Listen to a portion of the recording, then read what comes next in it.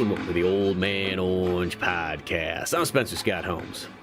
And I'm Ryan Dunnigan. And we're coming at you with a little bit of a pre-The Batman, which comes out next week. We're just going to get in that Batman mood with some Catwoman books, you know, because it all ties in. Well, she's in the movie, That's and as what I it mean. turns out, Riddler's in this book. He's in the movie. No Penguin, but, you know, it is what it is. You can't have them all. I mean, not Penguin, but, you know, there's a Mr. Freeze gun at some point in here. I mean... If we didn't have, I'll say this, if we didn't already cover Long Halloween in more than one way, we probably would be covering that for the... Because when we did the Long Halloween movie, we more or less also covered the Long Halloween book. So... if we didn't already cover that, we'd probably doing that. But still, in the Jeff Loeb Tim Sale area. Well, this is also one, too. This Catwoman When in Rome book was... This has always been, like, the third one to, you know, Batman Dark Victory and Long Halloween.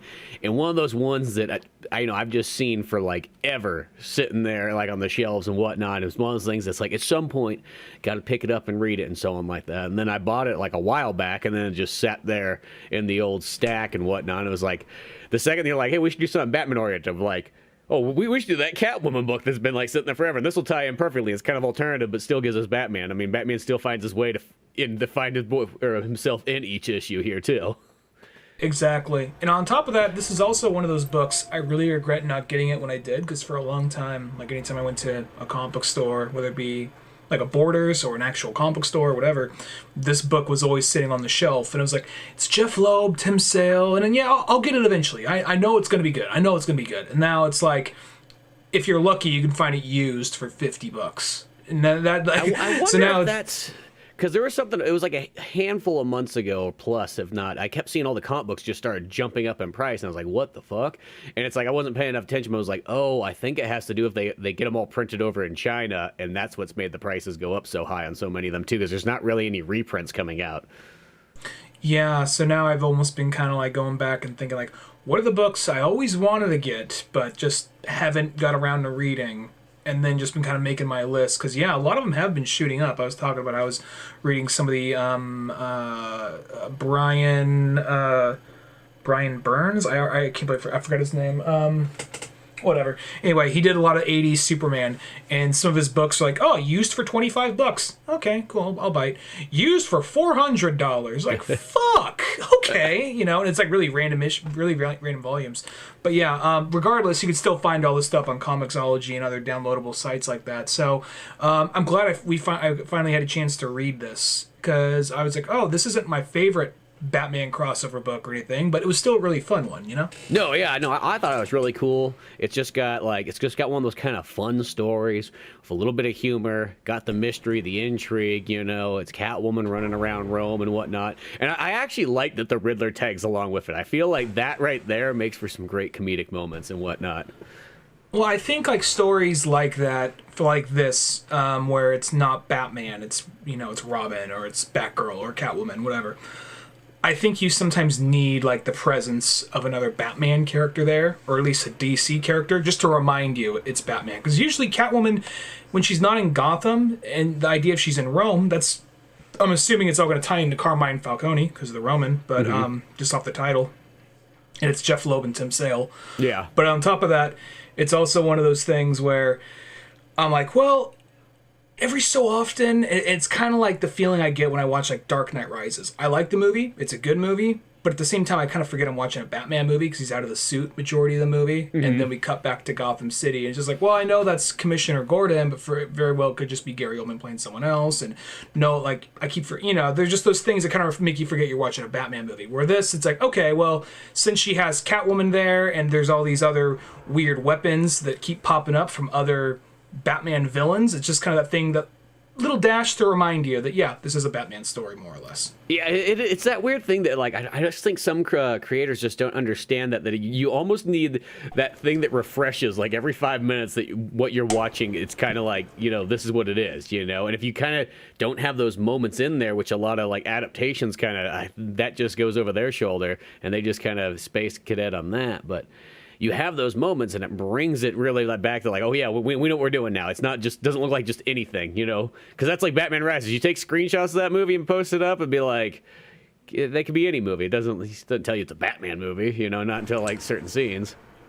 Exactly. And this book, I mean, still is. I said it's a Batman. It's a Catwoman story, but Batman adjacent, of course. But it was a really fun book, and it kind of gave me, it seems to be more of like kind of a not so much an Ocean's 11 kind of thing, more of like a Carmen Sandiego kind of thing, with like hints of like, okay, a little bit of the crime history, because it's a very simple story. She's going to Rome to find a birth certificate to see if the Roman was her father. And she brings Riddler along to help her crack the case. And she enlists the help of a Sicilian hitman she calls Blondie, because blonde Sicilians are a rarity. So that's just kind of the way he stands out. And you find out that, he was the godson to Carmine Falcone. It feels like if you want to refer to any of if you want a longer detailed version of the blonde Sicilian, look at the Christopher Walken scene in fucking A True Romance. Little asterisks are there. That's it's like one of those ones like parental advisory. Yeah, it is a Tarantino movie. Keep that in mind. You saw Django, right? Okay, yeah, get ready. You're ready.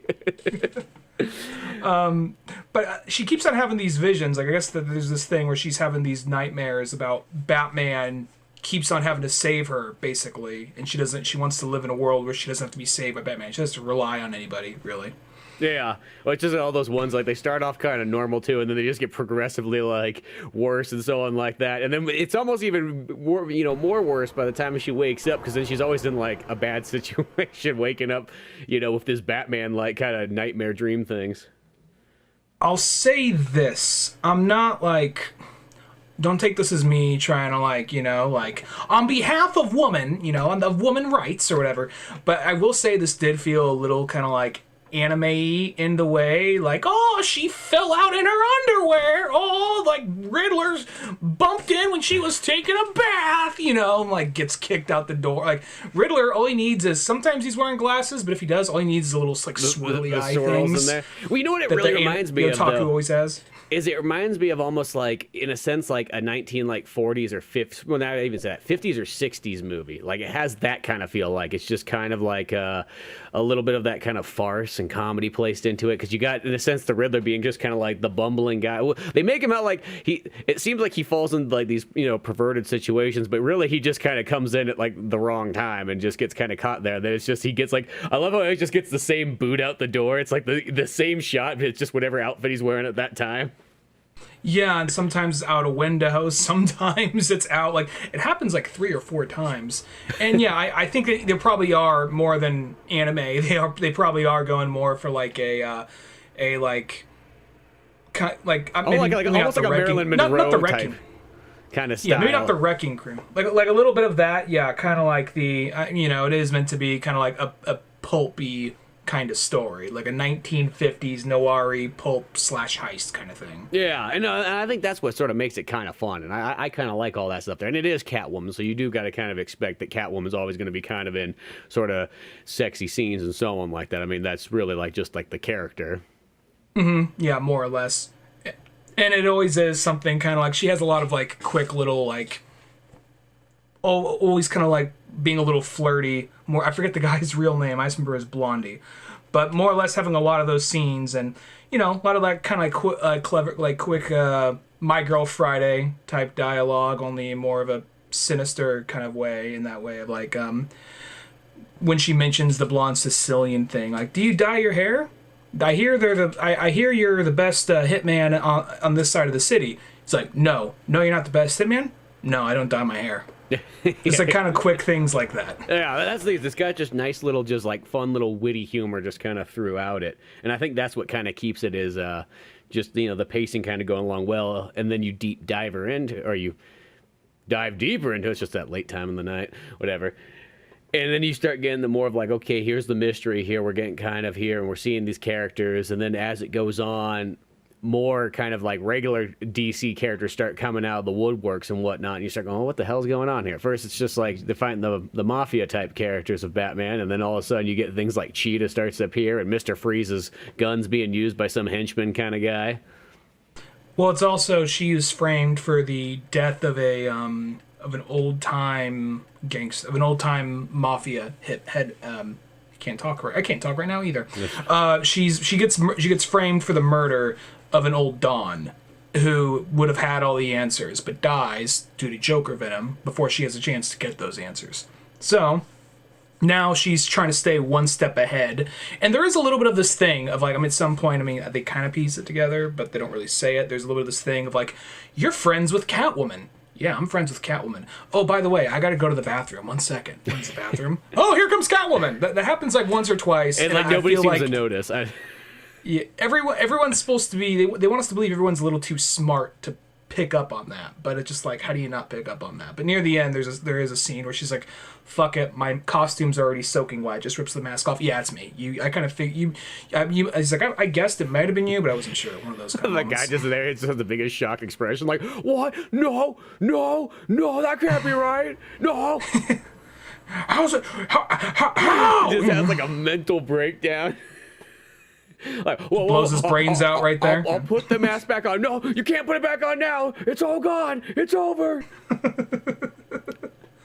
Because that whole time, that dude is like chill as hell. But then that happens. I do like the scene though. It's kind of the dynamic of it is like a little bit of like, there is a little bit of that will they, won't they with her and Blondie. Mm-hmm. And then Riddler's there just more or less jerking off in the corner. Yeah, pretty much. It is just kind of like the super hot chick, super hot ripped dude. And like, oh, I'm good with riddles. Question. Like, no fucking questions. Get the fuck out. Well, really, because like the way that Tim Sale draws the Riddler is like the most like nerdy, like dorky version you could possibly have of him. He's like all of like 4 foot tall. He got the big old long nose. He's just always wearing goofy pants, dresses like it's like 40 years ago. It is kind of like a Poindexter from like the 1940s or 50s, as opposed to like now. I feel like he comes across as I mean, it depends on the decade and who's writing him, of course, but yeah, I feel now majority of the time in the movie he's obviously meant to be kind of like the upcoming movie is meant to be like a Jeffrey Dahmer Zodiac killer type, where just going off the trailer, where in like a lot of it, modern iterations, he's meant to be, he looks like more of like, okay, he's like a tech guy who's good at riddles and this and that, and he feels underpaid, undervalued, so he wants to take it on the world.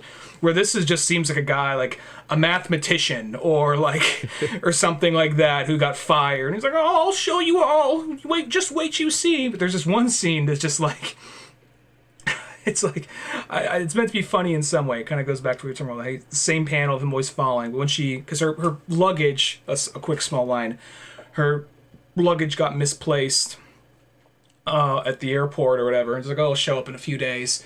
And he's just like, worst case scenario, someone finds it and they think it's the luggage of a dominatrix or something. Worst case scenario. Yeah, they open it up and go, what the hell is this? And she walks in on the Riddler. Like, all you need is him to make it just a little bit more creepy as he's, like, sitting there singing, I'm your private dancer, a dancer for money.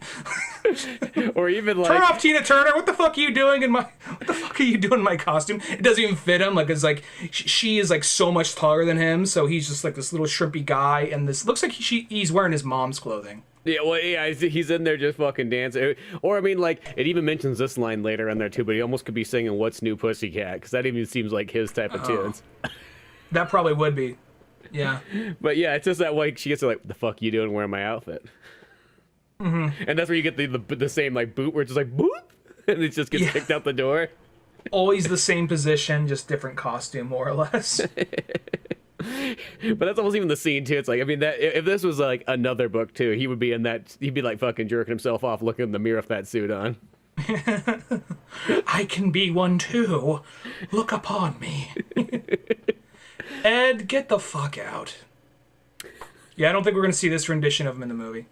I mean, I give him credit. I'll say this. I would almost enjoy this version more than probably. I'm not saying that whatever the movie's going to have is not going to be interesting and so on, but because nowadays they got to sort of do the thing where they always make the characters sort of more suave and sexy and so on. It's like there's something to be said about when you just have the characters who just looks like the fuck ups. Yeah, true. Well, there is something it's just that duality of just kind of like this guy. I mean, if Batman and Blondie were in the same room, Selina's going Batman. Yeah. Always Batman. That being said, she might hang on this guy's arm to piss him off and to make him think he has competition. We all know Batman could smack this guy around. This guy might get him 1 or 2 shots. Yeah, but not he's that. not Batman. Yeah, Batman can just because he thinks he can't miss, he misses Batman when Batman comes around. Batman don't take bullets.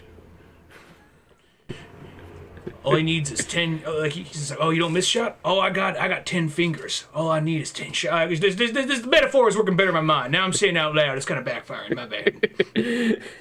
But it's 10 like, shot. All right, fuck you, bam. Problem solved. There we go. but it's like one of those ones. Like I would like to see more of this like Riddler Catwoman dynamic in more stories because it's just I don't know what it is. Just the idea of them kind of put together in the same situation just adds for just the simp, just the simp relationship essentially. Well, it's like the ultimate like used friend zone type. The way everybody knows a friend. It's like more like you can't ask for a guy. It's like a guy he knows he's being overly used. There's nothing you get out of it, but there's just that weird kind of like Dumb and Dumber. So you're saying there's a chance kind of thing in there. like that's what it almost sort of feels like for the Riddler.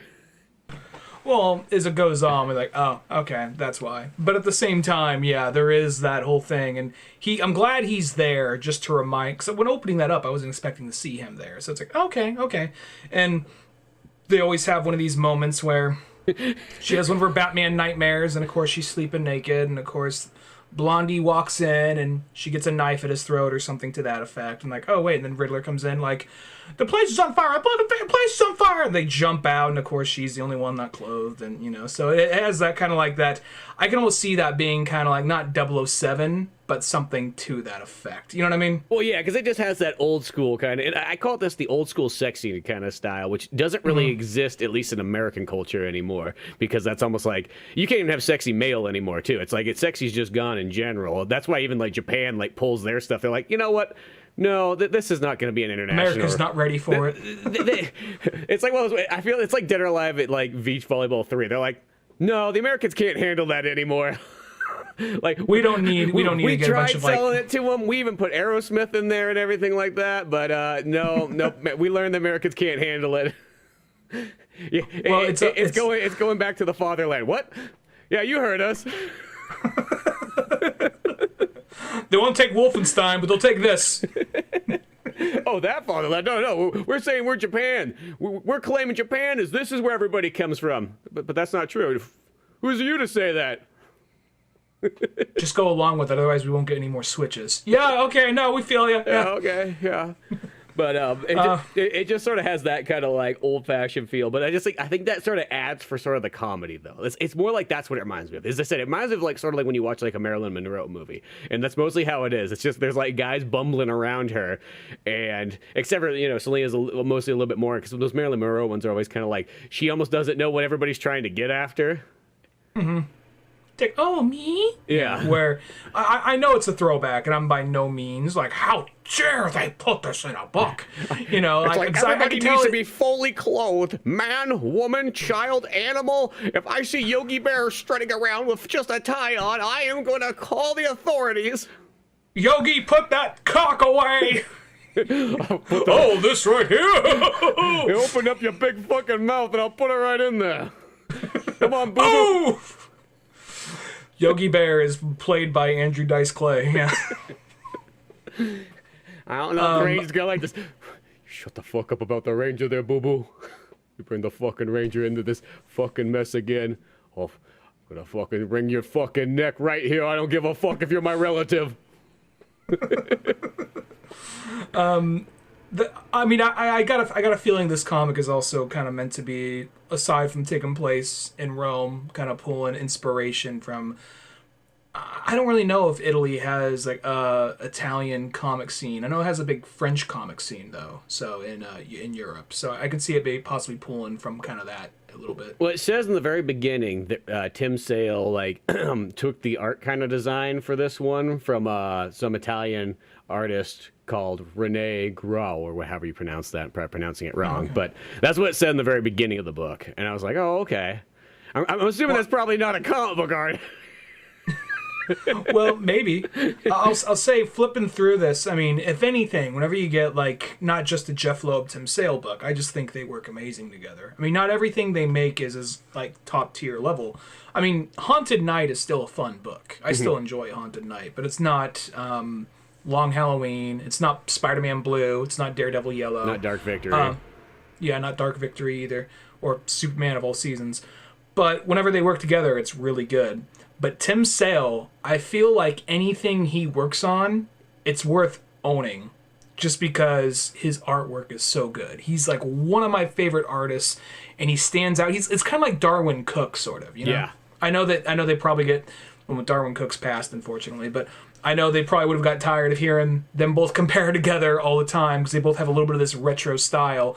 But Darwin Cook seems to have a little bit of that, like, throwback Silver Age kind of thing going on. And Tim Cook has a little bit of that, but his characters seem a little bit more angular and a little bit more, like, a lot of the times, I know it's not strictly his artwork, but a lot of times it has a lot of that watercolor kind of look to it, which I think complements his art style very well. Yeah, exactly. Well, it's that thing that he has almost like the artsy kind of style, but like in a good way. And I think that's what I like about that. Same with Darwin Cook. Because Darwin Cook's always one of those guys that, like, if his name's just on a book, you buy it. You don't even question it. You just buy it because you know that if anything, the artwork's already going to be probably amazing. But the nice thing is he's kind of like a Tarantino, and he writes most of his stuff too. So you get like the double whammy that you know you're in for like a pretty solid experience no matter what. But it's like same with Tim Sale. It's like the artwork there is just like, if worst case scenario, if let's just say the book wasn't even good, you would have tons of great artwork that you could look at. You know what I mean? If anything, that's what it is at the end of the day. And what I just always appreciate about it is each one of those guys has a very unique look, and I think that's kind of the cool part about it. It doesn't just have, like, we've referred to it before on the show, but it's like when you get the kind of books, I always call them the generic comic book art, and there's nothing technically wrong, but it does just have that look like you just went to school, you learned from the robot ways, you know, you had like literally like this is the Marvel way. If you go any way outside the Marvel way, by fucking God, you ain't working here anymore. You know. Careful, heads down. Here comes Stan. Yeah. So what's going on here? Who's gonna get smacked in the fucking face? Oh, look at that. He started to paint his books. That's fucking cute. Get the fuck out of here. You a true believer? Just trying something different. You don't fuck. What's it say on the fucking book? Draw the fucking Marvel way. That book's from like 1976. Go shut your fucking mouth. So you look like a true believer. Do you believe you can fly? He says, like, backing him up to a window. Stan, no! Fly, true believer, fly! Boy, let this be a lesson to the rest of you. At the Marvel place is getting really out of hand. But it's that thing where it's like a sweatshop factory over there. Yeah, but it's those kind of books that, like, they're mostly always like, I always feel it's like the third rung Batman book. Like, not the ones where, like, the main books, and they're not the ones like this Catwoman book that would be like the kind of like the artistic spin-off kind of ones, I guess you'd almost, or like, not really spin-offs, that's probably not the right word, but you know what I mean. It's kind of like these, like the short story kind of one-offs that you can kind of, they grab good artists and writers to say, do whatever the fuck you want. It's more when you get that like second, third tier books where they feel like, no, well, you have to have the same art as everybody else because we want people to open it up and know what they're getting that. And as I said, there's nothing wrong with it. It's just, it feels like it's missing like that Tim Sale look or the Darwin Cook look where it's just like, oh, okay, this is something unique. This is personal. I can feel it. Yeah, because there is some of those books. I feel like a lot of those books that you're mentioning right now, maybe if I look back at an 80s or 90s book, I have more appreciation for it because I didn't really grow up reading a lot of those. I mean, I have read a lot of them now, but I mean, I didn't really get into comics till like 2005, really. So retroactively going back, I guess it kind of just feels like, oh yeah, it's very 80s, very 90s. That's cool. But there are those ones when I jumped on, like around 2004 to 2007, where if it wasn't like, you know, bring around to, you know, Jeff Loeb again, if it wasn't something like Hush or even like, oh, that's the only big one I can think of around that time. This example I want to make, look at art wise, because you have someone like Jim Lee, but then it would have a lot of this art style, like City of Crime, kind of even has like the artwork is. I don't remember who the artist is. The artwork is better than anything I can do or ever will do, but it's almost too like. It just looks really. It's really detailed, but almost seems to kind of just blend in with like everything else around that time. You know what I mean? Like the artwork looks great, everything about it looks great, but it doesn't really stand out. It doesn't really pop. Yeah, it feels like it's sort of lifeless, and that's the thing is then you can Too have grounded. then you can have someone who actually is technically not nearly as good of an artist, but they have more of a unique style, and then it makes those books like pop even more. That's why like you'll see certain kind of like it's almost like the Scott Pilgrim, because that's around the same time period. You see that book, and technically any of those guys that probably have the generic comic book artwork have more skill than Brian Lee O'Malley, but Brian Lee O'Malley his doesn't look like somebody else's, and I think that's a lot of times what stands out in art, and I think that's the kind of the cool thing about art is that all those things kind of, as long as you can tell what the hell's going on in the story, and you got your own kind of style, you can kind of do whatever you want. You could have sketchy artwork, you could have pure perfect artwork, you could have painted artwork, you can just have simplistic artwork, you could have stick figures if it works out. You know what I mean? Like, it's all there and it kind of works, and I think that's what's kind of cool about it. But yeah, I always kind of feel bad for the guys that they get kind of probably stuck, because who knows? Maybe those guys on like the kind of the.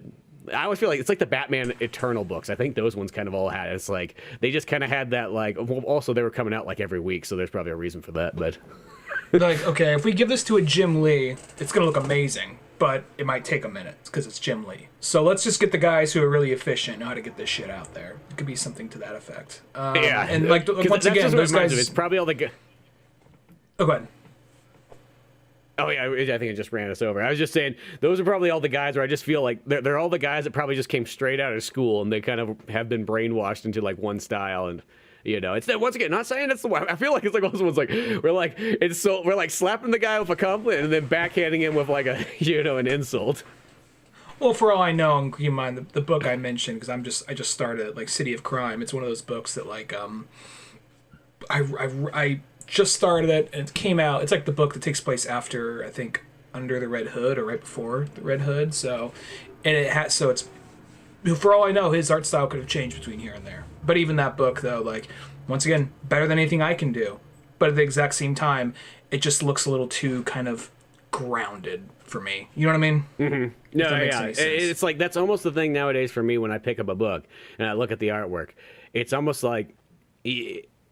I need something that looks special and it looks unique. I want that kind of feel in it. There's so many books out there, and that's once again not saying that they can't be, and I can't say the story is not good, and I'm not saying that there isn't, but like it's like in a sense like the Hawkeye books, the Matt Fraction ones with God, who's the guy drawing them on there? I forgot his name, but yeah, no, I know exactly what you mean. How it has a little bit of that 1980s kind of like I forget the name of the David Mazzucchelli, the guy who did. It reminds me of Batman Year One, the art style. Yeah, I know that there's more to it than that, but yeah. And I just like because it's kind of simplistic and kind of sketchy, and it's really it's not like, but it almost works better because of that. Like I don't know, I feel like that's the cool part, but Going back to Catwoman here, when in Rome, and so they jump out of the pool, and they jump into the pool because the place is on fire. So they jump out of the pool. They jump into a pool, and then they're like, meanwhile, they're like, they just decide, let's go on a boat now, even though someone just tried to light our thing on fire. And and Catwoman's sunbathing,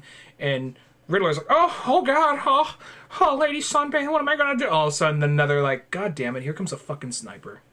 Yeah, exactly. Just like how the Riddler's like, oh, I'm just sweating here, bullets. And so I love that he's just positioned and like it's like okay, like obviously Selina just wants to just dick with him. Oh yeah, I think she gets off on just like, you want this, you can't have it. I think she just gets off on that really, and then Blondie knocks out a sniper before he has a chance to take out Selina. Then Selina disappears, and then look, here's Catwoman. By the way, hey, there's Catwoman. What happened to Selina? I don't know. Oh well, Catwoman's here. Yeah. Don't mind me. I'm just gonna go inside. Someone tried to shoot me. No big deal, And then I'm surprised because she's just soaking wet. I gotta imagine, like not what they actually call it, not what they refer to it in the media, but I guarantee like wet pussy page, because she is like Catwoman, full on just pouring, soaking wet, just ridiculous. There's no way And now they that you weren't making mention it, it's like, okay, I didn't Yeah. notice this the first time I was reading it through, but there's like a waterfall just coming right from the dead center there. Yeah, so I'm pretty sure between Jeff Loeb and Tim Sale, like, wet pussy page. Yeah, like fist pump. Yeah, that's what I was like. Okay, now she's got to fight just so she can get dried off. And this is where she fights some ugly looking fuck with a scar, who I think may have been the son of the guy who got killed or had some kind of relation to him, the old Don. And he has the Mr. Freeze gun. And Did they ever really explain where he got that freeze gun from? they do at the end, more or less. Okay, I to thought some there was a extent. passing, but it was like almost like one of those ones. Like, what was Mr. Freeze just fucking asleep It's- one day and wakes up? No, who took the gun? Who got up here? It is kind of a passing lightly. Like, they don't actually go into how, but when they present the thing, when they present how it's there, when they present, like, who got it there, it's like, oh. Well, I mean, didn't say how he got the gun, but all right, whatever. Then it cuts to later, like, they, once again showing why Edward Nygma's there for a reason. He, like, painted certain bullseyes around the ice on Catwoman, telling the blonde guy to shoot here, here, and here, and that should sufficiently cause the ice to crack and her to be okay. All right, move before I fucking shoot you. Like, okay, I'm just trying to fucking help, okay? I love how Blondie the whole time just like, he's like, hey, Selena, can I shoot the fucking nerd? I see a nerd, I got an itchy trigger finger. I caught him reading Archie comics in the bathroom earlier.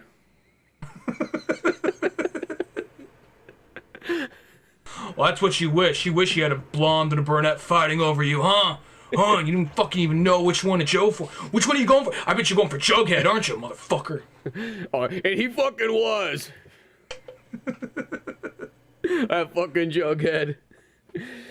And then after that, of course, Selena gets like, hypothermia and whatnot, and then she goes back to her like Batman dreams of Batman fucking being like the Bat Surgeon. Yeah, and then a little bit of like a small moment, grabs Riddler by the neck as he's like creeping over her or whatever. When he's just like, I just want to tell you, we're here, we're there. I don't know, something to that effect. And then goes and has like well, somebody else walks in. Hey, it's been fucking 8 hours. Have you told her yet that we're here? Yeah. Just, I think that's the one where he's like, well, you had hypothermia, and the old Riddler here saved your life, so it's just my, kind of a little bonus for me just to take off the Catwoman suit. That's what it was. They make him justifiably get punched in the face because he is a little bit of a creep. He will acknowledge it every so often. Like, yeah, I get, especially this picture of him like gritting his teeth and kind of. I really do want the version now where it's like the manga version where he's got the fucking spinny eyeglasses on, and then just have it be even more over the top when he gets hit. Oh yeah. Constantly having a nosebleed or whatever. And this is where Blondie and Selena have another of a conversation of kind of like, oh, so you're good with guns, oh, this and that. And she's kind of like toying with him too, in a sense. Like, she thinks he's cute and it's a maybe with him, but at the same time, kind of saving herself for Batman. Like, could be a fun night or two with him. Is kind of what she's playing around with. But they're also just weighing in her options. And that's where I think after, I don't remember where they say this, but they're going to, I believe, the Vatican to steal some special ring that is hidden inside of a base of a statue, which I know is an important statue. I've seen it, but I forget what it's called. And that's where Cheetah comes in and starts fucking shit up. Yeah, it's just kind of like one of those ones where you're like, oh shit, it makes sense, you know what I mean? But it's one of those ones where you're like, oh, I don't know, for some reason that one guy, I was like, oh shit, they have other characters in here than just Batman ones. Because I felt like it's like, because in Dark Victory and Long Halloween, that's just like strictly Batman. Because that one almost Cheetah though.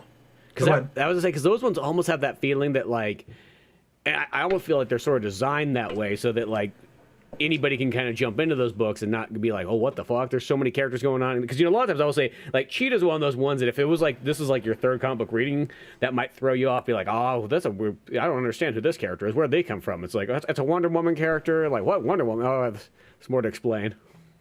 I feel like majority of people can kind of get on board regardless, but at the same time, when she says Wonder Woman, like, oh, I thought Wonder Woman was Marvel or some shit. You know, if it's someone's very first time and they haven't kept Yeah, up with it. if it was like way back in the day is what I'm saying, but No, I get you. And that whole thing with, I mean, it makes sense. I'll be honest. That's a matchup I never really thought of. Yeah, but that's what I mean. It is kind of like, it makes sense though, because it's like a literal Catwoman versus Catwoman who's cosplaying as a cat. So it makes sense, really. I can't believe I never thought of that matchup beforehand. yeah, exactly. I mean, I know that it's probably happened before, but it's just one of those ones. Probably.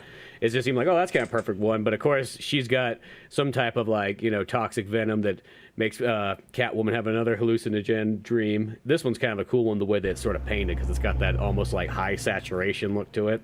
And of course, Batman's always in it, because let's be honest, you ain't gonna be able to sell the book unless Batman's in it.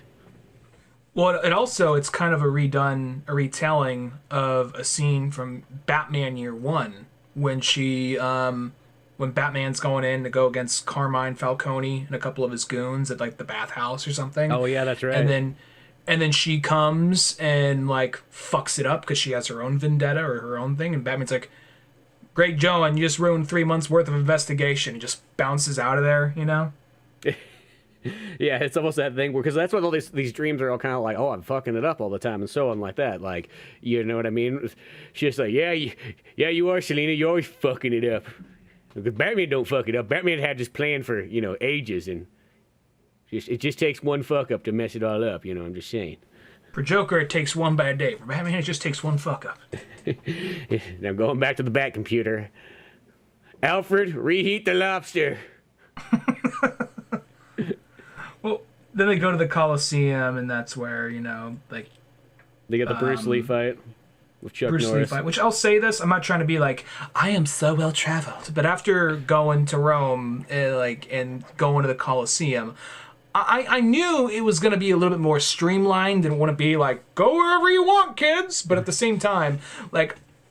movies and shows and things really, it's way more like narrowed in on places you can and can't. Not as much of it is there as you think, and a lot of it's behind glass and shit. So when I see this, I'm like, it's more visually interesting. I mean, it's a different universe, so I get it. But another part of me is like, that shit's all behind fucking glass. That's all like, there's no way you know what I mean? But it's one of those things. Like, I get it. It's visually interesting, Yeah, exactly. Well, it's even like in Bruce Lee fighting Chuck Bruce Norris. Lee. It's like you could just tell that someone just took a picture of fucking like the Coliseum and just like, okay, we're gonna put this in the background here, make our own set, and here we go. A lot of the floor where they were fighting, it's all like gone now because they had the floor, and then there's all like the catacombs and like tunnels underneath, and that's all the top part's all basically gone now. So it was also one of those things of like watching. I was like, wow, Bruce Lee pretend fighted here. He didn't really fight here, but it's in the scene of the movie. So that was the thing, like, oh, there's this stupid fucking glass case with fucking swords in it, ruining the fucking Bruce Lee-ness of it all. There's a fucking like, some potted, like a glass case of fucking pots and pans and bullshit. How much do you think that this probably would piss off the old Italians is if you put a fucking like wax dummies of like Bruce Lee and Chuck Norris like in one so you're going by and you're seeing all this like 2,000-year-old ancient shit, and then all of a sudden behind glass, even with like fucking even more security for some reason, there's just like a cool shot of like Bruce Lee and Chuck Norris like in fighting stance. Well, I'll say this sidebar for just a second on that. I think what probably happened, I didn't look into it because we covered it like a few years ago, but I could have seen them like, all right, it's gonna be great. We're gonna film this awesome fight scene right in the fucking like Coliseum. They get there like, oh man, there's guards and shit, and then they're like, ooh, this is gonna be a little harder than we thought. Oh, at least we got a tour of the museum, guys. All right, yeah, we'll just do this on a set. Take a picture. Get a wide picture. We'll save it for later. All right, we'll just do this shit on a set when we get back home. Okay, Chuck, you're coming to China. And then I could just totally see that. Like let's do this now. No one's looking. Like, no, we can't do it now. Well, that's what I feel, because there is a couple shots they have where they're sort of running back and forth, and it just reminds you like, Bruce, you brought the 16mm camera in your pocket, right? No, go. Just stealing some shots. Shit, you're wearing the wrong shirt. Do one more time. I could see it being kind of like that. If there was a wax Bruce Lee and wax Chuck Norris there, well, first off, they'd probably fucking melt in that fucking heat. That's Secondly, I would still be like, there'd be like probably, because I didn't take a lot of pictures because I just don't want to be that guy taking 800 pictures while we're there. There'd be a couple pictures of that though. There definitely would be a few of those. Exactly. Well, it's that thing where I feel like it's that old person way that I feel like it's when I go places, like as a person who operates a camera all the time, when it gets to like stuff like that, I feel like no, you don't take pictures when you go to those kind of things. Take it in, breathe it Yeah, in. you take it, you take the picture in your mind, like you do one of those old person things. But I feel like that's more of the experiences. It's your experience. It's not somebody else's. But if there was a fucking Bruce Lee, Chuck Norris one, that changes everything. Gotta break protocol. Yeah. Well, there's those exceptional things. That's one of them. Right as she's like fighting Cheetah for a second, that's where we see her in the crosshairs. She starts choking Cheetah out with her own tail. And then that's where Blondie comes and shoots. Like, oh my god, he killed fucking Cheetah? Like, tranquilized her. It was like, Then he tranquilized her in the ass. And then, like, she got up and ran away. And then it's just like, last time I ever use a tranquilizer. I know. Especially, that's almost like a Clint Eastwood line right there. Kind of very, yeah. And that's where he points the gun to Catwoman and says, like, who are you really? It's like, really, motherfucker? I mean, I'll be honest, that line right there, I'm like, I thought he knew by now. I thought they're just playing kind of coy. I'm like, oh, really? You don't know yet? Yeah, it was that weird, because it's like, he's just like kind of pissy because, obviously she's, known to have killed one of the family members and so on. But he doesn't realize that the two are together. That's both. So it's like, you ever wonder that this random girl who's interested in like solving mysteries and Catwoman both happen to show up at Rome at the same time? And they know each other too. And they know each other, and weird? they're friends with the fucking Riddler. I mean, I guess the Riddler hasn't put the suit on yet, but still. I mean, I'll say this at least. Well, they say that like you can't have two. Like he had to leave his Riddler gear at home, otherwise people get questioning it. There's two people from Gotham running around. But at the same time, like, well, maybe he's not walking around totally in the green question mark suit, but he's always walking around in green with the bowler cap. So, he's not doing the best job of blending in. Yeah, once in a while, it he might literally be a looks like Riddler mark. in a movie. Yeah. And then, like, once again, we kind of have a scene where she's, because she got stabbed by Cheetah at some point. She's back in, I think, the boat or the yacht, wherever they're at, her hotel room. Yeah, the yacht. And she's in her lingerie, putting on, like, patching herself up. And then Batman appears again. And then just, like, surprise! Surprise! It's fucking Riddler, actually. that reminds me like that picture. There's like a picture. It's a full-on splash page of fucking, like almost like... Catwoman doing like the sexy kiss to like Riddler. And of course he's standing on like a fucking like luggage box, to make it so he's at the right height. That to me just feels like that is literally, that's like, okay, Jeff Loeb put in there. Okay, for all you fucking nerds reading comics, here's your moment. You. Here's you. Here's the reader. In Marvel, they got Peter Parker. At DC, you're Edward Nygma.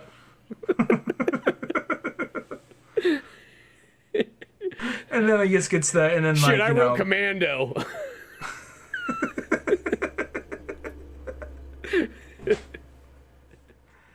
Then he gets the boot out the fucking. Then she realizes it's Riddler, and one of those fucking love Hina things, like ew, not you, and then like, fucking gives him the boot out the same pose, only more right out the fuck into the water, and that's where comes in revealing that like, oh, she was given in the nails of Cheetah, where there was toxins that were making her hallucinate shit.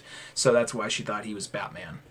Yeah, exactly. So like, well, and it's like, it sounds like that, like, as this goes on, I think it's a little bit farther on, but explain something that like the dreams and everything are all coming from all this, toxins that she's getting. That she's been getting microdosed the whole time. Yeah, exactly. So it makes the Riddler seem even creepier once you figure out that he's been microdosing her. Basically, yeah, spoilers. Yeah, basically roofing her and with scarecrow fear toxin, and then I believe that's where she goes over to like the guy who had the freeze gun. It's like, motherfucker, I don't remember what happens. I think she gets information about like her mother being a nun and I think that's where she goes next. I believe that's what happens in this scene, like because he had the freeze gun, and there's other shit going on with that, I believe. Yeah, well, because then she goes to like that church, and it has just there's like a scene just mine's like one of those ones like someone's like, I just want to see Catwoman ride a fucking giant horse. We're like, what? Why would she ride a horse? I mean, there's cars and planes and shit. Be like, I don't know, it looks cool though. And you're like, oh yeah, no, that looks pretty cool. It's like a heavy metal cover right there. It kind of does, yeah, it does. And then she gets in there, and it's Nuns some with kindly guns. old nuns with guns. Yeah. Well, when she gets in there, it's just like, I'm blind, but let me feel your face. Like, I only had a child once, and I'm a kindly old nun. Yes, sorry, my child. Fuck off. Like, all right, bye. You know. Hey, mop up on the way out, you fucking whore. And then we see that like there is this thing where something I appreciate about the book is when they speak Italian to each other, they speak Italian with no subtitles, but you can kind of pick up on what's going on just because there's a lot of similar words in Italian to English and whatnot. So when she says like assassinato Catwoman, like, oh, all right, I wonder what they're talking about. Yeah. What? What is it? I can't remember what it is, but there's sometimes like you'll get some of those movies, like where like you'll be watching like. Generally, it's we're watching like an Asian movie, and you'll be watching like one of those ones with a mystery, and someone's fucking writing it up on like the whiteboard, and it's just like, that's it, that's the mystery solved, that's got to be it, and there's no fucking translation for what's on the board, and you're just sitting there as like the American going, what? Come on, what'd you guys find out? Someone tell me. Somebody let me in. You look at your one Asian friend. But what's it say on the board? You look at your one Asian friend in the room, like, dude, I'm Filipino. Like, oh, well, We're watching a Korean movie.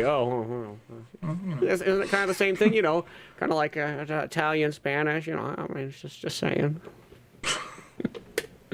The line is, it's You know, bloody. like American, Canadian. It's kind of the same language. Well, it's like, it's also like one of those things. Going back to this scene, it's because Catwoman, you know, once she leaves, the nun talks to somebody off screen, and like I said, it's all in Italian. And then we see she's talking to Blondie, and he says, "Si, assassinero Catwoman." Like, oh, that's what's gonna happen. Okay, cool. And so that brings up some other things happening. And keep in mind that we said that before that this guy was the godson to Carmine Falcone, and from there, that's where shit really hits the fan. She has another vision of Batman attacking her and stabbing her through the shoulder, and then the vision wears off, and we realize, okay, it's 4 against 1 right here, and it's actually Riddler, Cheetah, Scarecrow, and the random him. Unless I don't think he's from any previous comic. The guy who took Mr. Freeze's gun. Yeah, he came in, and the 4 of them versus Catwoman, and it's been a big long ruse, and Riddler's been the mastermind the whole time, which I think even though I didn't entirely see it coming, it makes perfect sense. I mean, if you said to me Riddler's the bad guy, I was expecting him to screw her over at some point, but not be the mastermind. You know what I mean? I was expecting there to be some kind of like long grudge with Carmine Falcone or his sister or some shit, you know? Yeah, I will say this is the only part of the book that I thought was like, I mean, like, it makes a little sense. too obvious. It feels like a little bit of a cop-out kind of thing. Like, I think I like the idea of Riddler just being there is, in a sense, like the friend zone comic relief. I don't think he needs to be anything else more than that. Like, he helps out, like, and I just like the idea that, like, in a sense, like, the Riddler's only payoff is that he gets to, like, you know, see Catwoman in her underwear. I feel like that needs to be the only payoff for him. Like, he doesn't need anything else beyond that. I think that's all it needs to be. The idea that at the very end, he's like, oh, I'm going to fuck you over so I can get the ring. Ha ha ha ha! Ha ha ha! Like, and it's just, Okay, man, Dark. yeah, exactly. I felt like this like one of those ones. I felt like, oh, okay, yeah. I mean, it's one of those ones. I felt like that would have been you could have used that as sort of a red herring because you've read Batman books before. You assume that maybe he's going to do something, but I assumed he'd be in on it to some extent, or like sell them out or whatever. I just thought it was a little too like. You have to ever have those things where it's so obvious where you don't expect, like, well, that's too obvious. It's not gonna be they're not going to do that. It's too obvious to be there. Exactly.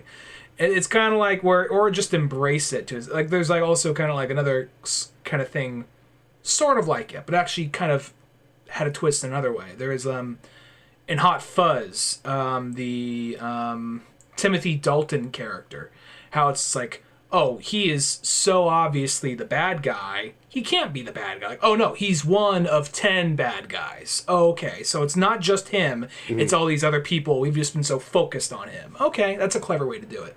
Where this, it is just kind of like, oh, very obviously.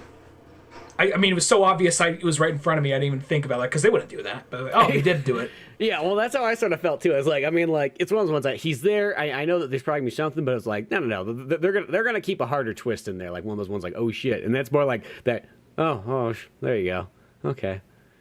Exactly. And it didn't kill it or ruin it for me. Because I mean, like I said, I'm glad he was there in the first place. And it's an interesting team up. I mean, the idea of Scarecrow, Cheetah, and Riddler, and then Mr. Freeze gun guy. Yeah, like rent a thug with a freeze gun. Yeah. And I think the whole thing with Riddler is like, oh well, he's Riddler, so he has his ways. Like, okay, he's got his ways, I guess. You know, so that's how he got the gun. Like, Yeah. what did he fucking have? Like, how did he get Mr. Freeze's gun? Did he just like, I don't know, he just have like a bunch of, did he like ET him with like, you know, a bunch of Reese's Pieces going into like a cardboard box with a stick or some shit? Well, that's what it feels like, because it's like the whole thing is that Riddler, he stole Joker Venom, or not, well, not Joker. Scarecrow. Yeah, he stole Joker Venom and Scarecrow Venom. Was the Joker first Venom, guy was to get there. Then he got the Scarecrow and got the drugs from him so he could, roofie Catwoman. He just hired Cheetah as like the muscle, and then he got random guy off he stole the gun and got random. I almost feel like that guy. Oh, it's like by this point that guy could just be Mr. Freeze. Like, why is he? I think they needed to have like some connection to the Carmine Falcone family, and I think that guy had like some kind of connection to the Dawn, like he was a son or his godson, or it was something to that effect. There's so much there's so much like different families and Italian names coming up that you're kind of like, oh, okay, so they're all related. They're like, it's like when The Rock tells you everybody's their cousin, and then you kind of realize it's like, oh, that's just what all Hawaiians say. I don't think they're legitimately all like their cousins just because they all came from Hawaii, so you can kind of band together that way. It's like the same way I feel like the Italian people. It's like, oh, they're all just from the same family. I guess let's just if you're an Italian person in a Batman book, you're going to be related to Falcone somehow. That's all I have to say. Same rules apply to Olive Garden. You're here, your family. So Exactly, you know what I mean? But, it provides a good battle scene and, at the kind of the end where, like, you just get a cool action and whatnot. And then, of course, the boat blows up with all that, like, evidence that Catwoman thought she would have at the bottom with, like, the photos and all that kind of stuff of, like, her kind of seeing, like, who's my father, really? Like, I've always wanted to know. Despite how, like, fun and lighthearted this book is, that's where it drops this, like, super, like, oh, fuck. Kind of like because when you see the Long Halloween movie in the second part and they say what they did to Gilda, it's not as bad as that, but it's fucking close. Because, like, right here where they, that's where Blondie comes in, helps save her, and he's all like, yeah, I figured you're Catwoman by this point, this and that, and that's why I didn't go through with killing you. The nun wants me to kill you. But here's the thing about the nun. The nun said she only had one child. That bitch is lying. Yeah, she's a nun, but she's fucking lying. She actually had 2 children, and what they were going to do is they were going to toss the second child, because he didn't want to look weak in front, because he had 2 kids right in a row, 2 girls right in a row. He didn't want to look weak, so they were going to throw the second kid into a furnace. Like, oh, shit. Yeah. Just like, is that the first option? Kid in the furnace, I thought there's a few before that, but okay. Can't we just take it to a fire station? Yeah, just get the shit in what the is basket this, America? and drop it. Exactly. Maybe that's how they dispose of children in Italy. I don't know. Maybe it is. Maybe it's a cultural thing. I don't know. I didn't ask that question while I was there. They were like, oh. So child disposal. What's the best? I'm just curious. Not that I need it. I just want to know. Child disposal. What are you guys doing here? In America, the people kind of prefer the coat hanger, but I see you like the old just throw them into the incinerator. Do you guys go fire station or just straight fire? Which one is it? So they just, and then he says, like, here's the thing. I was standing in the room the whole time when that conversation happened, and that's where was the mother or someone, the mother, I believe, talked the bodyguard into taking the child to America and dropping him off at an adoption agency. So, and that's just kind of a funny thing. Like, oh yeah, we just got like this, 7-year-old blonde Italian boy hanging out in our basement, and we just happen to be walking by with a child we are going to throw in there. He likes to play next to the furnace. He saw Home Alone at a young age, and he was kind of scared of the furnace, like Kevin. So he's like, you know what? I got to embrace my fears and go against the furnace. And that day happened to be the day that we were going to go throw a child into the furnace. Shit, he was right to fear the fucking furnace. But in that moment, which is also kind of weird, because like, then Selena goes to have like, she's like, oh, I'm gonna go have an affair with Blondie for a couple weeks. But then it's almost like, you guys are almost like related. I mean, it's like super far off. I mean, I know it's like he's only like the Godfather or whatever like that, but still seems a little close. I mean, in just a weird way. Maybe I'm just fucked in the head, but that didn't even cross my mind until you just brought it up. Yeah. Just, I mean, I guess it's kind of like, I guess it's like a step, I guess it's like, not the same thing, like a stepson dating stepdaughter. Like, there's no blood there, but parents, it's like, did you ever see, oh God, it's like, what is it? I forget what the movie's called. I think it might be with Freddie Prinze Jr. I don't remember the guy, but the girl is from Carissa Explains It All. And like, the boy and the girl are about to hook up, but their parents are already hooking up, and they find that out at the end. Like, well, while you guys do that in your room, we're gonna go to the treehouse and talk about it over there. Just like, so it's just a family of moms, of brother and sister fucking, okay. Just keep it in the family. It's just like Clueless. That's the same way that movie ends, and you're like, wait a second, she's hooking up with her brother? That movie probably had to like take I don't know when it came, how many years later it came out, but I think it came after Clueless. They're like, you know what? We know what the Gen X kids want. All right, they want to be fucking their sisters. Okay, they're gonna be fucking sisters and fucking brothers. Get it at the end of the movie. Yeah, exactly. One of those ones like that. So it's like, huh, that's kind of weird.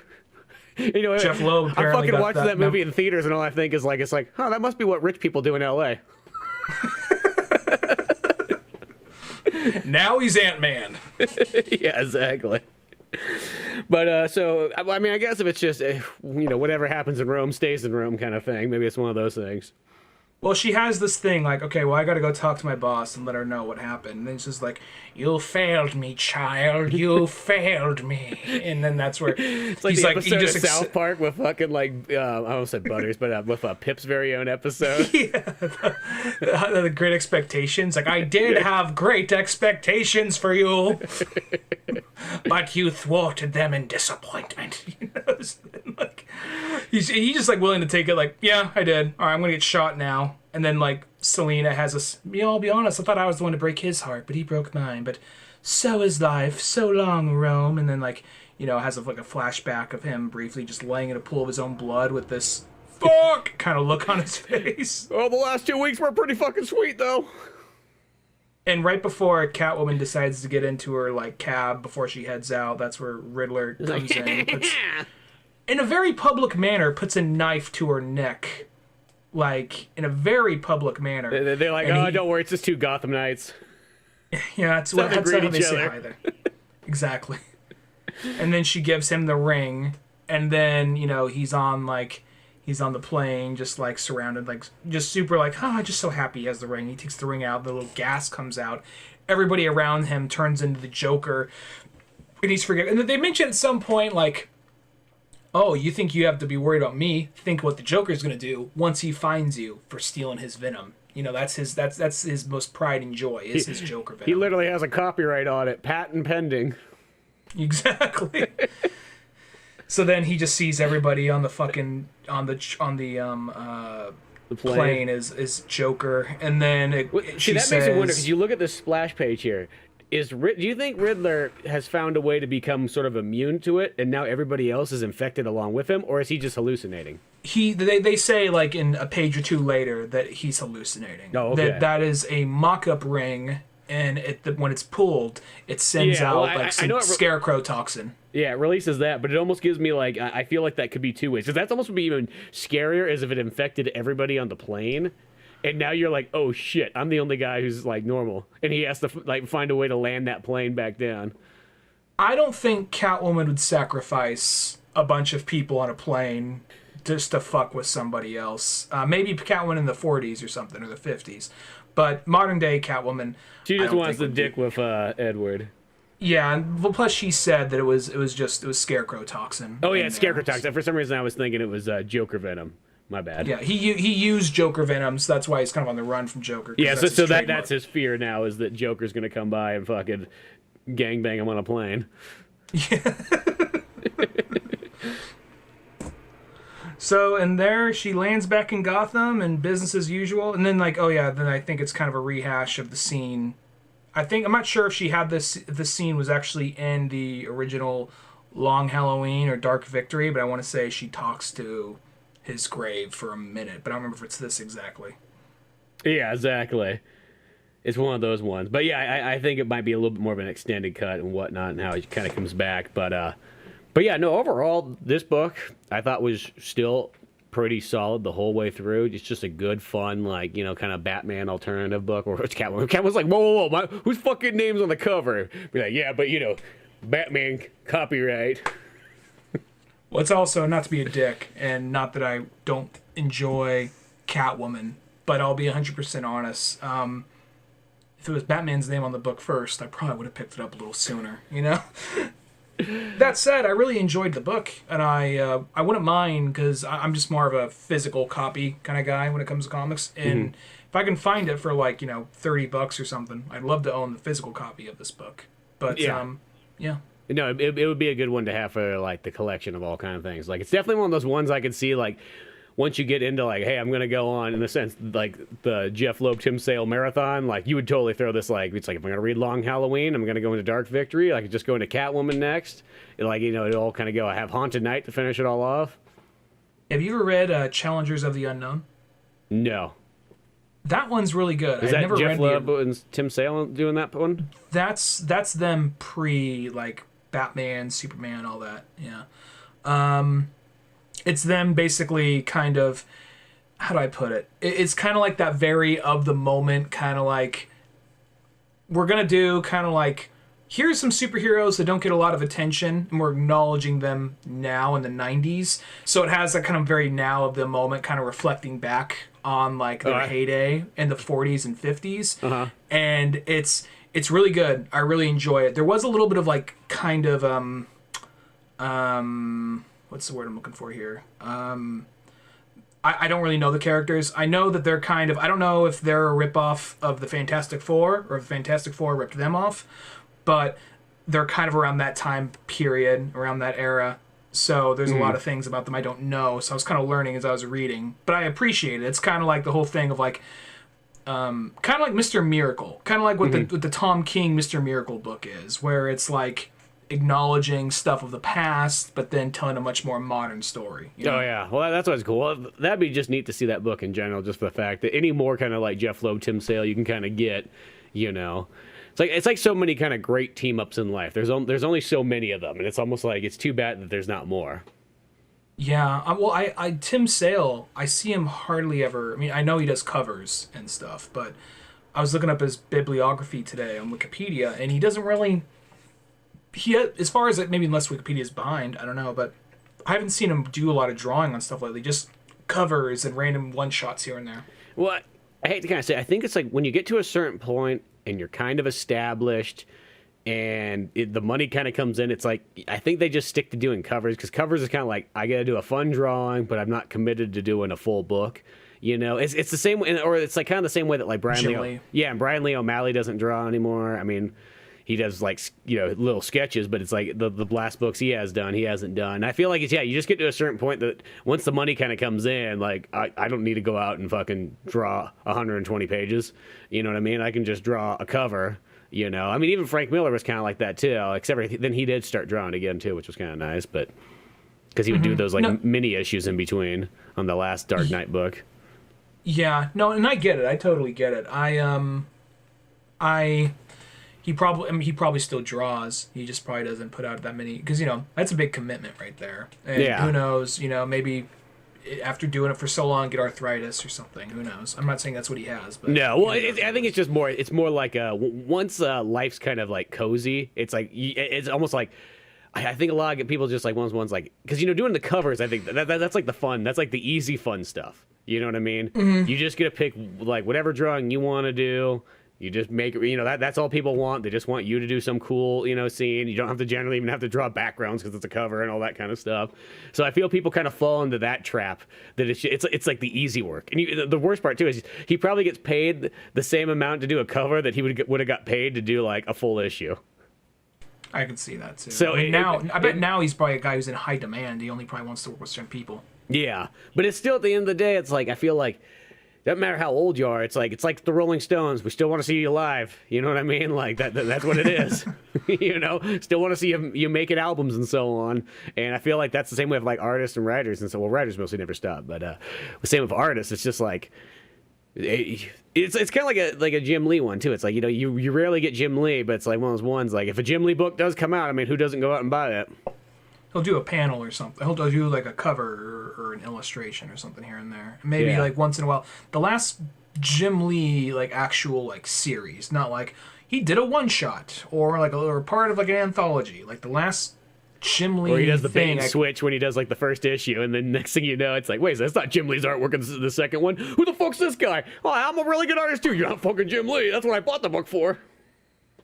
I mean, I guess it gets more expensive to have those people on, but that's the thing. Like, one of the biggest flaws, I think, of New 52 was it's like, I mean, you had Scott Snyder and Greg Capullo for Batman. I mean, maybe somebody else would step in and write or draw for like an issue or two, but majority of the time it was them for almost 10 years. Yeah. Where you open up on Justice League and like got Jim Lee and Jeff Johns. Like, fuck yeah. Like, only for the first graphic novel and then one or two issues into the second one.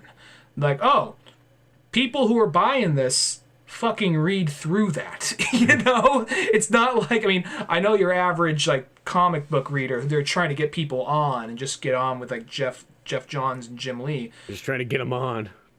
Get them on that shit. Like just to get them on that shit right there. No, but like that right there, I mean, like you and me, I know that, I mean, I don't think the average person is going to go past volume 1, really. They'll read volume 1, if they do read a volume, if they don't read comics already. Like, oh, that was fun. Maybe I'll check out volume 2, maybe. But people who do, it's just like, what? You took Jim Lee or Jim Lee and Jeff Johns off? What the fuck? Not saying the people after that are going to suck, but it's also just that marketing tactic they do. Like, people see through this shit, dude. This is the reason why so many comics and then, like, suddenly the voice sounds drastically different or whatever, Yeah, exactly. Well, it's the same way that it always bothers me when, like, they have, in a sense, a famous artist do like the cover, but then you open up, you're like, that's not the fucking art. And then you see the rest of it. Like that to me is I hate when the cover art is different. It's one thing if it's a variant, special edition, whatever, but the standard cover has to be the artist on the inside. I feel like you're almost like lying to me if you have like somebody else do the cover, because I remember it was like, this was back in the day, but when there was those Frank Miller Jurassic Park ones, you're like, oh shit, fucking Frank Miller's doing Jurassic Park. You're like, oh, and then you're like, oh, he's just doing the cover. And it's not that the Jurassic Park books aren't good, but like, boy, was that just, once you realize it's not Frank Miller, it was like such a letdown when you got inside. No, I can definitely see that. Well, then it's also like, what's the other example I was about to make? Sorry, it's late. Something. Oh, when the cover with the variant, thank you. When the variant has nothing to do, or like I don't know, any cover has nothing to do what's actually going on in the book. Yeah. Like that's another thing that always annoys me. I mean, granted, I buy them in graphic novels, but I can see how that'd be misleading. Yeah. Well, you still see even in the covers on the graphic novels, or you still see the Exactly. covers on the inside of the graphic novels. Like in the back, so I already bought the book by them, but I'm talking about people who like see it, like, oh man, that looks awesome. Like, oh, this shit doesn't even fucking happen, Well, that's I love those old like This character's not even in it. the 60s 70s covers where like it literally is almost like it's like a panel almost out of like the inside where it's even got the word balloons and everything. I know some people say that's like cheesy. No, I'm like, I love that. I think that's awesome. I need to put it back up, but I had a poster of the Green Arrow, Traveling Green Heroes. Lantern, Traveling Heroes. Like, you have the answer to everything, Green Arrow. What do you say to that? Like, my ward is a junkie! And it has, like, Speedy all hunched over with the fixing. I have a poster of that, and I've been meaning to hang it back up. But goddamn, like I mean, I love that cover. What can I say? It's like one of the best covers ever. Substance abuse is nothing to laugh about. I'm sorry, that one is. That one's hilarious. Because his name's Speedy to top it off. Would be even better if you open that issue up and he goes in, and then Speedy's like, hey guys, let's fucking try this out. And they decide to all try it out, and it just becomes like this almost like fucking like heavy metal vision that goes on for like a whole episode. And at the very end there, they're like, well, that was kind of weird and fucking cool, but let's all band together to let's never do drugs again, guys. That's just how it is. That total G.I. Joe, like, ha ha ha ha ha, ha, hand on the shoulder, all laughing. Speedy, get your hand off my dick. We're not high no more. That was funny, for the last 6 hours, but not anymore. Denny O'Neil and Neil Adams, they had an interesting weekend when they came up with that premise. Exactly. They said it was a work retreat, but yeah, you can call it what you want. You can call it what you want. When you see a bunch of guys rolling the floor with their hands at each other's dick, it's and the one first one to come is gay. First one to come is gay. And then the one letterer guy over the corner who said he wasn't going to touch any of it. Come on, guys, let's get back to work. When you said we were going to rent this cabin to work out the next issue, I didn't know. I'm going to be in the other room. Oh, you fucking pussy. Get him, force feed him chili. No!